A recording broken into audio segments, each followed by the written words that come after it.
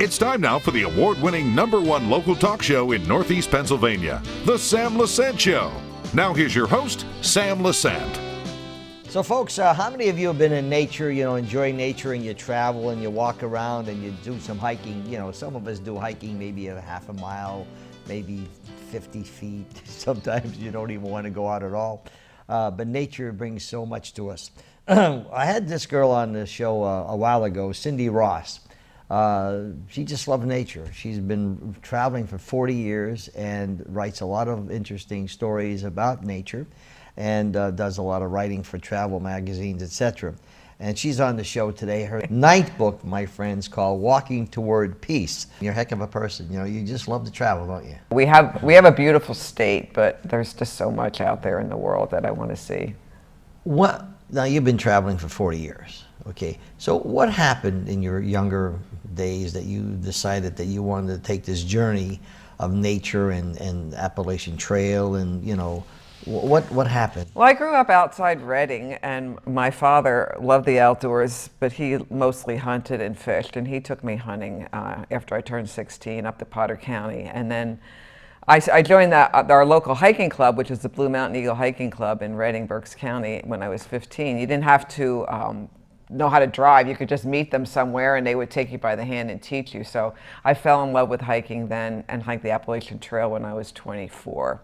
And that was the start of my longer distance. Because the longer you're out there, Sam, I know you said hike for 10 or 15 minutes, but if you went out for hours or even days, it's a different kind of peace that comes over you that the longer you're out there, the greater it is. I totally agree with you. Okay, I was being a little facetious because some people just don't like to go hiking because hiking they feel is an exercise challenge. But your appreciation for nature, all right, and when you say you went on the Appalachian Trail for the very first time, okay, what did you experience and what were you looking for? Well, first of all, I like to walk. You could say hiking, which is usually like going over uneven terrain up and down, and walking is just, on a road or a dirt road. So it's kind of different and it mixes. So I just like to move like that. I like to move anyway, whether I'm riding my bicycle or hiking. So that actually does make people feel good because of the blood moving. It changes your brain waves when you're exercising, and certainly it happens when you're out in the natural world. So from an early age, I realized how being in the forest and being in nature made me feel happy. And so I wanted to stay happy and be happier. You're looking at, okay, you're in the woods, you're traveling, okay, so how long, doesn't that get boring after a while? I mean, so you're seeing trees, you're seeing flowers, and okay, so you're being relaxed, but when you're talking about days, what is your typical... Oh, really, I've been there for months. My God. Well, I'm trying to envision, what does a person do, okay? For example, give me an example of what your day would be. So if you're hiking the whole Appalachian Trail, that's 2,100 miles from Georgia to Maine. So there's no better way to get to know America and our country than by walking over it. The slower, the better. So you get to see the country and you get to see how the land is formed. You go into little communities and you meet the local people. You talk with other people that are on the trail. You see animals, you see fawns nursing, you see, you hear birds that you've never heard before. You see waterfalls and sunsets. So it takes a while for you to become bored, but all you have to do is have the weather change and a storm come in and you're freaking out because you could be in a thunder lightning storm. So it really isn't boring for the most part at all. So do you bring your own tents or? Yes. Mm-hmm. So everything. You carry everything you need to survive on your back. Okay. And so when you're saying you've been out there for months, you have to regroup. Resupply. Yeah. About once a week in the towns. Yeah. So you do have breaks from the trail that you go into the towns. Okay. Right. Your very first hiking trip, was that the Appalachian Trail? Mm-hmm. Now, did you do the full? No, I broke my foot, so I had to do it in 2 halves. Oh, you broke your foot. Mm-hmm. And You go by yourself, or do you go with people? At that time, I was by myself. And you didn't fear for, walking in the... I'm trying to I was trying to get off the trail because I was in pain and get home. So that was a bit of a problem to try to get home. But I wasn't afraid of people. I mean, there's been murders on the Appalachian Trail, but not too many. Did you see a lot of people on the trail? Now there's a lot of people on the trail. There's probably, well, historically there's been about 2,000 people that hike the whole Appalachian Trail every year, but now there's more. Now, do they have rest areas for people who are training on the trail now? They have shelters, like there's 225 three-sided like log shelters that you can get out of the weather that are usually positioned where springs are so that you can get your water. What was what prompted you to write your first book, and what was the first book about? My first book was called A Woman's Journey on the Appalachian Trail, and my background is fine arts painting, so it has 125 drawings, illustrations in it, and it's all hand calligraphy, and it just went out of print after 40 years. And I was just a painter at that point, but they say that this is an adventure of a lifetime, so I wanted to make sure I kept a journal. So I drew the whole time I was there, and I showed it to someone, and they said, you really ought to have a book published. And at that time, 40 years ago, there weren't that many women hiking, and certainly not writing books about it. So I actually had 4 books published before I ever wrote my first magazine article. But I illustrated a lot of my books too. So the first book was basically a lot of illustrations. And hand calligraphy drawing. Okay. What were you trying to get across in that book? Just what a long journey would be like for someone to take it out there, and what I learned about myself and people in the world. What did you learn about yourself? Well, and also that's what happens to these veterans is you think a lot, of course, Sam, when you're walking, and that's one of the things that walking and hiking is good for, because the way your brain processes things. And so the veterans that are out there hiking with post-traumatic stress, they don't solve all their problems. They might relive things that happened when they were in the war.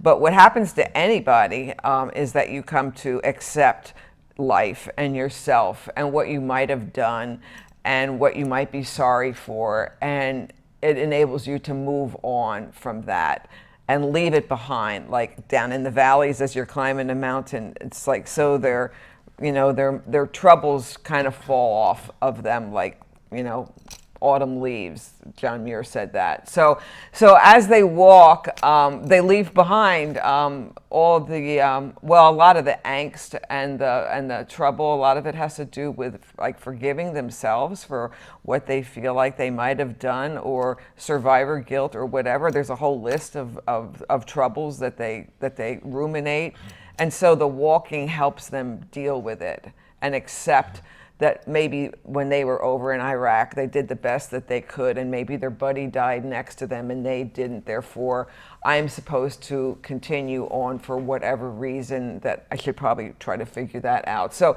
it's this process of walking over time that helps them accept themselves and life, which happens to anybody. Did that happen to you? When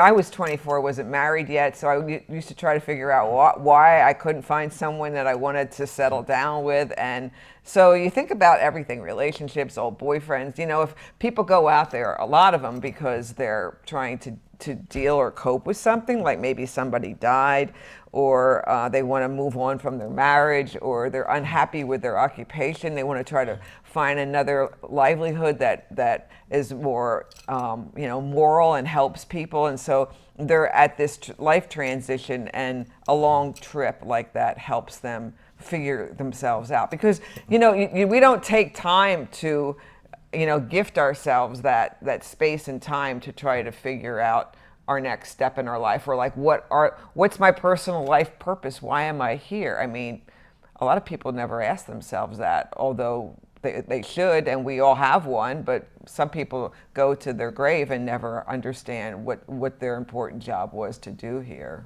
But what were some of the things that were, that were striking to you? Like, and I'm sure there's many things, okay? Every day there's something that happens, but something that stands out on your trip that was a highlight, Well, I think it's not a comfortable experience for the most part. There's a saying where like, every day you're either uncomfortably hot, uncomfortably wet, and out of 5 days you're comfortable. But so your creature comforts aren't at a high out there. So you have to learn how to deal with that. But really what stands out in my mind, there's this quote by a writer, Annie Dillard, and to paraphrase it, she said that there's so much beauty out there that the least we can do is show up for it. And there's a song with a line that says that the beauty is what saved me, and that's what's happening to these guys, is that when you're in war for years and you see so much of how bad we can be as humans, they lose their hope for themselves, for humanity, for life in general. And when you go out there and you see things like beavers slapping their tails and sunsets and unbelievable stars, and that exists whether you are there or care about it at all. And so that changes, that whole sense of awe helps you heal and become peaceful and happy. So I'd have to say that just the small things about experiences about beauty is what stands out in my mind the most. I couldn't agree with you more. I think that that nature has so much to give us, okay, and if we could appreciate certain things. But there's a lot of people that just, as they're listening to what you're talking about, I'm sure it must be a beautiful opportunity for them to walk the Appalachian Trail. But there's people that are never going to walk the Appalachian Trail. You don't need to. So tell me, and then I want to get into the specifics, some of the highlights of this book, that you met so many people and how this nature helped them survive and even get better. But what do we do to appreciate nature if we don't have the time to spend weeks traveling the Appalachian Go Trail? to Tuscarora State Park or Locust Lake State Park, or there's forests and woods everywhere. It doesn't take much to go for a walk or even in a park. It's just being outside in nature. You don't have to hike 2,100 miles. You mentioned something that you broke your foot, right? Mm-hmm. So what happens with, like, for example, for medical attention, if something should happen, are there opportunities around that you have? Everybody has cell phones now. Yeah. There's towers everywhere. And you're near to different towns as well. Yeah. Right. And there's people out there. There's people everywhere. Yeah. Cindy Ross, my friends, is the 9th book, Walking Toward Peace, Veterans Healing on America's Trail. And boy, I'll tell you, I know many veterans, and it's just an opportunity that where we have the availability to help a lot of people. But these veterans that Cindy spoke to, we're going to come back. Interesting stories. And how does it help us enjoy nature a lot better? We'll be back right after this.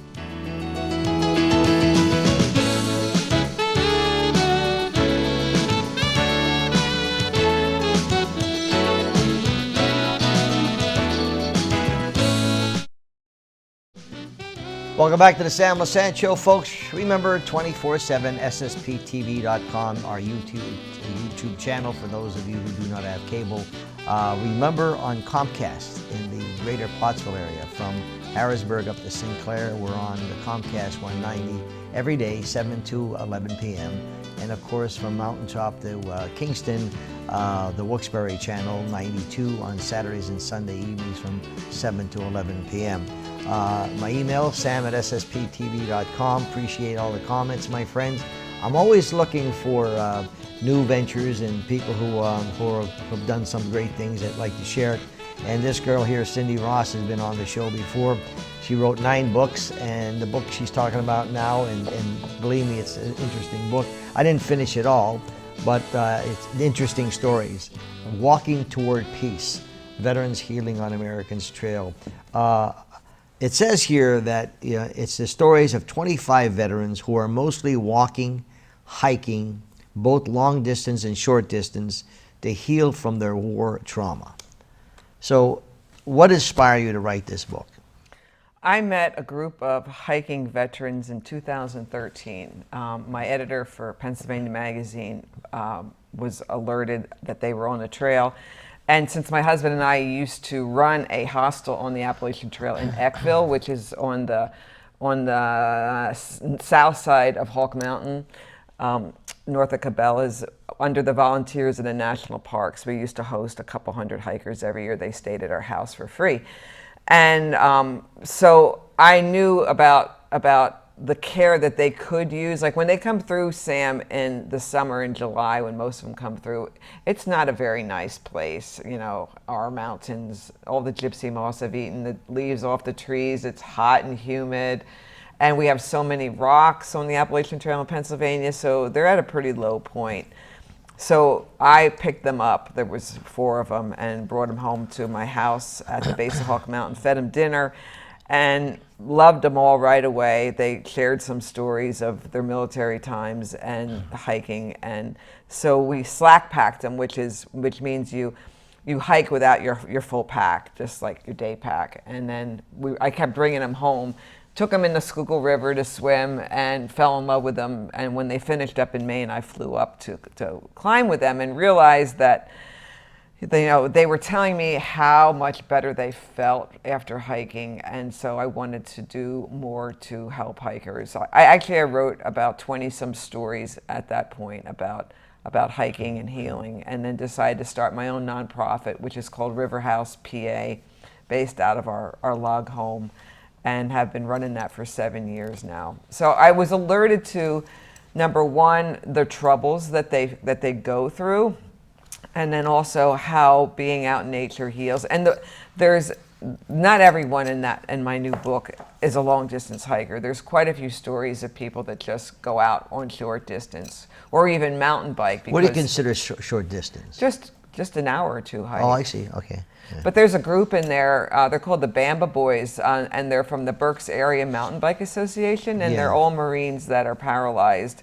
And since they can't hike, they ride adaptive mountain bikes around Berks County. And so if you can't walk, there's other ways to get moving and be in nature. So not everyone is long distance hiking in there, and it's not necessary in order to have nature help you and help you heal from your trauma or your just general life troubles that we all have. The stories, some veterans, particularly, I know a lot of friends of mine are from the Vietnam War, okay, and boy, first of all, I have compassion for every veteran, because I don't think the nation gives them, in my opinion, enough respect that they deserve, because they didn't ask for what happened. They're just serving their country. Right. Vietnam was a sad thing, and those poor soldiers, men and women who came back, and it was a disgrace, and I have the greatest admiration for every veteran. So some of the and sometimes they just harbor, like you said. Most of the time. They harbor. Probably all the time. Yeah, and you can imagine the nightmares that these people go through. Okay? Every night. Yeah, and so here's an opportunity. Okay, the stories that you have in this book. When you're reading some of these stories, some people could relate to maybe their own personal problems. I think some of the guys there, Sam, go onto the trail on 12 meds that the VA have given them, and I'm sorry, 12 meds. Okay, wow. And then they stop and they have some struggles because they're not on them anymore, but then they don't need them. One guy told me that it took 800 miles until his nightmares stopped, but they stopped for the first time. That's and I think, for my friends, this is the experience of the book. Okay, Walking Toward Peace. How do you get this book?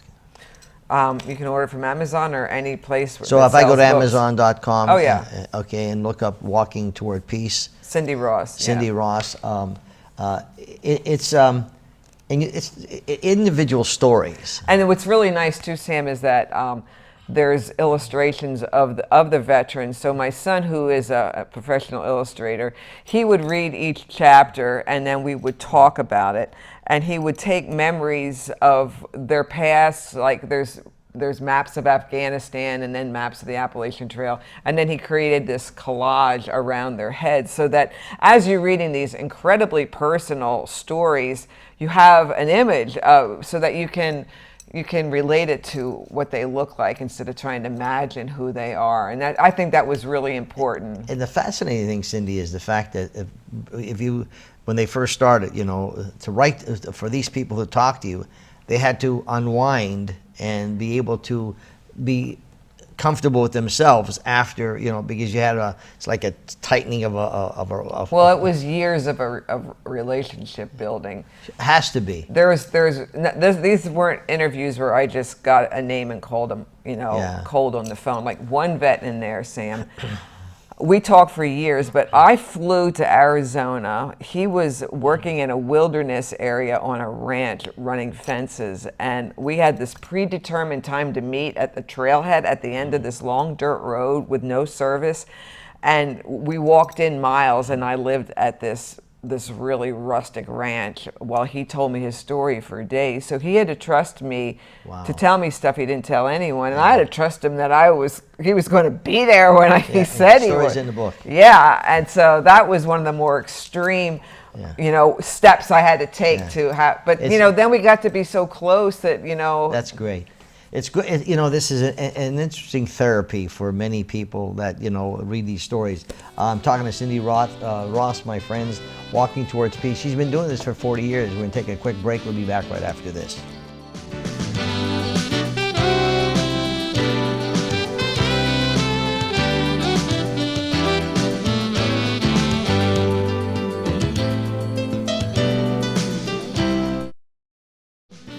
Welcome back to the Sam Lesante Show, folks. 24/7, SSPTV.com. My guest today, Cindy Ross.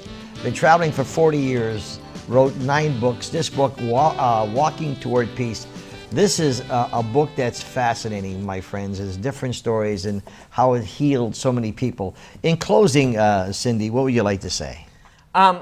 I think the book is most important for veterans to understand that there's an alternative to suicide, and it's as simple as going out into nature and going for a walk. And so that's why the men told me and women told me their stories, to save lives. But also, just the general public that might not be veterans or in the military, it helps them understand what our veterans are going through, and creates a deep empathy so that they can understand and go beyond saying thank you for your service. And if there is a vet down the street that's a neighbor or a relative, you know, invite them out for a walk or a little hike in a park or whatever. Just get them out of their, you know, their indoor mindset that they need to break out of. So we can all do something to help them. And I think my book tells their story so that we can understand them better. And I applaud you for that, Cindy. Believe me, I know that you're a nature lover, and we should spend more time appreciating nature. I think of Louis Armstrong singing "What a Wonderful World," you know, and it's you know, I see trees are green and red roses too, and all this stuff, and we don't appreciate things that we should be appreciating. Or take the time to just gift ourselves that downtime, you know. Well, congratulations again on your book. Thank you know, you're always welcome to come on the show and share these stories, you know. Cindy Ross, my friends, Walking Toward Peace, Amazon.com, Walking Toward Peace /Cindy Ross, and you'll see it there. We'll see you next time.